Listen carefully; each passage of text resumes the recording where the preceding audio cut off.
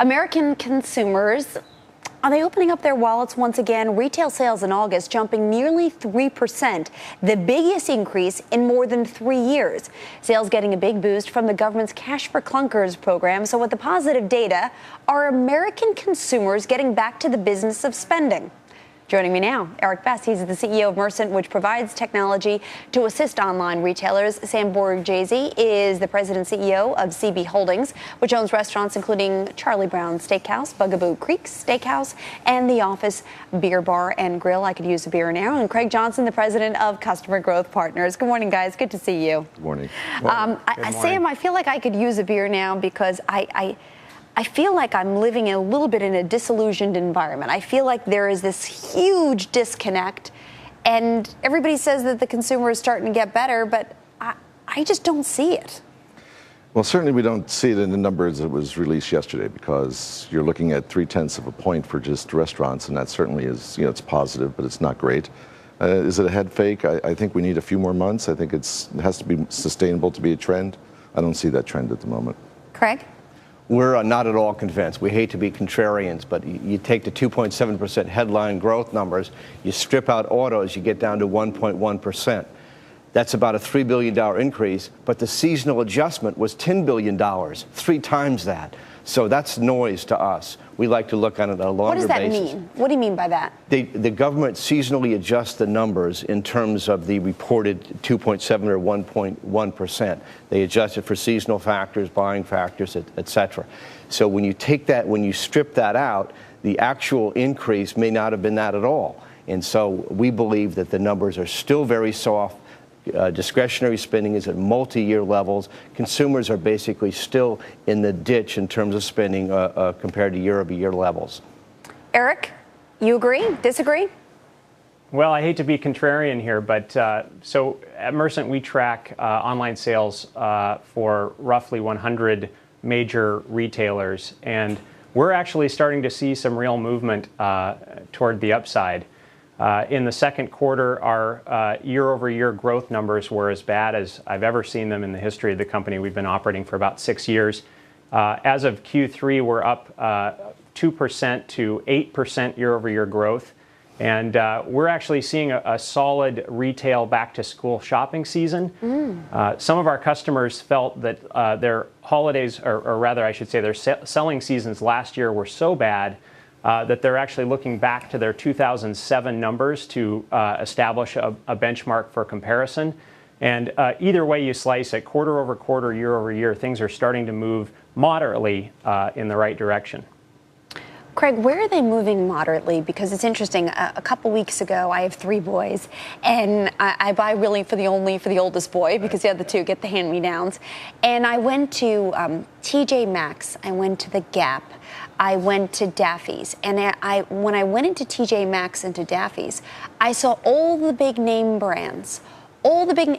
You could buy a polo shirt for $9.99, and that said to me, they can't be doing well. If that season's merchandise is sitting in there, it's such a discount to what it would be in a department store. And that's exactly what we're seeing, is that the only strength in consumer spending is on the value end of the spectrum, the TJ Maxx's, the Ross's, and that's where consumers are going right now. The Forever 21s. You go to the malls are empty. They're basically all the oxygen that exists in the malls is getting sucked out by the Forever 21s, where all the kids are going. So it's the value plays. I love Forever 21. I know the kids go. I'm the oldest every time I walk in, but I think not it's the by coolest much, by store. a couple of years maybe. But yeah. But that is where the spending is going, to the discounters, to the off-pricers, and that's where the great strength is in the discretionary side. Otherwise, consumers are strictly spending on needs versus wants. Yeah, I guess, Sam, walk me through trends. What have you seen as the shift in confidence has started to improve over the past couple of months? Have you seen that flow through in the restaurant business? I don't think we're seeing that much confidence. I think when you really look at it, I think that I believe that the consumer is still grieving slightly, and coming out of that now, we're seeing a more positive trend. Certainly agree with the comments being made, but when you really look at the consumer today, still not enough confidence, still a lot of noise in the system, still a lot of negative information.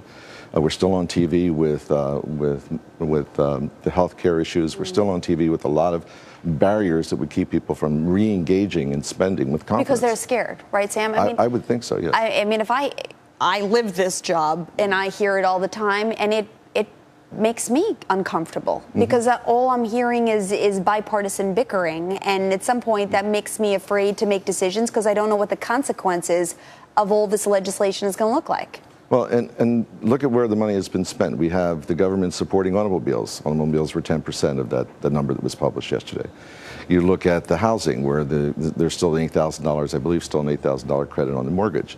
So the government's moving these numbers for us, and that's a very good sign. But we need to go to a more positive tone out of Washington and give the consumer a breather in order to catch up with some confidence and with some security. I think we're there, we're on the cusp of that, but I'm not so sure we're there right now. Eric, you know, the Fed chairman spoke yesterday, and he kind of suggested that the worst is behind us, and yet this is going to be a slow and uncomfortable recovery. If it is slow and if it is uncomfortable, is that going to make us conserve as opposed to going out there and spending because we're not going to see the results of the change fast enough? Well, I thought it was interesting. One of the statistics that I saw yesterday, along with the Department of Commerce numbers, was a report from MasterCard that said that, even in spite of the fact that we're starting to see this moderate increase, credit card transactions during the same period, it was the month of August, are actually down 8%. And so I do think that is an encouraging sign, because while consumers are beginning to open up their wallets a little bit, this isn't necessarily all short-term credit spending that's occurring. How important is that, Craig, that if we go out there and we spend, if we start to get back into the marketplace, that we do it without using too much credit? Well, I look at it from a couple points of view. First of all, what Bernanke said in terms of the recession being over, I'm not sure the consumer's gotten the memo on that. Credit is a key issue. There's no doubt about it. But credit has been coming down, as Eric mentioned, and consumers have to feel comfortable that there's going to be a job waiting for them out there, that they aren't going to be the next ones on the unemployment link, and it's the jobless rate that we view that as the key factor. It's 9.7 now, and as we head into the holiday season, if that heads up towards 10%, if it hits the 10% mark by Christmas, this is not going to be a great Christmas. But if it starts to moderate and that number starts coming down, we are much more optimistic. Is there anything we can do right now, Craig, or is it simply time? I think it is going to take a time. This is going to be, consumers are in a deep hole. It's a long, slow climb back.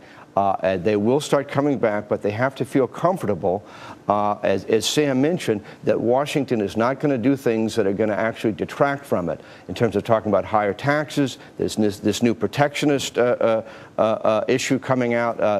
These are not positive signs. So we have to get much back to a better tone coming out of Washington. That will help. Sam, I mean, you run a big company. I know a lot of CEOs who are really angry. They're angry at the administration for a lot of reasons. Are you angry? Are we misguided? How do we fix it?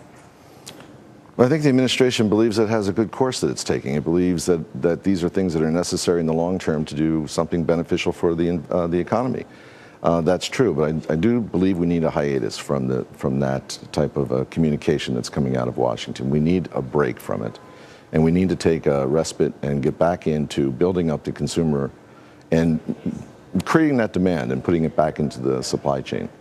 Once we do that, I believe that you'll see that growth in the consumer side above where the numbers that we're seeing, certainly in our sector, in the restaurant sector last month, and we'll see more vibrant economy, and I think that's very, very important.